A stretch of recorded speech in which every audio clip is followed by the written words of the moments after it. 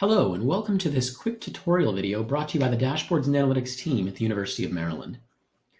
In this video, I'm going to cover a new feature in our iDashboards NextGen interface, and that new feature is the ability to share a dashboard. Prior to our NextGen interface, in order to share a dashboard, you would have to essentially take a screenshot of where that dashboard was located in the interface and then email that screenshot to someone.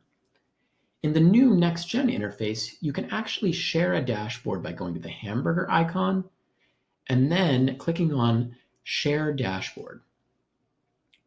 After you click on Share Dashboard, a modal will pop up that has the direct URL to the dashboard that you want to share. You can share this in a couple of different ways. Number one, you can copy the URL directly to your clipboard, or you can compose an email with the URL and some pre-formatted text in it opening directly in your email client. I prefer to copy it directly to my clipboard. You can paste this in any messaging service, in any email. You can send this URL to someone in any manner that you prefer.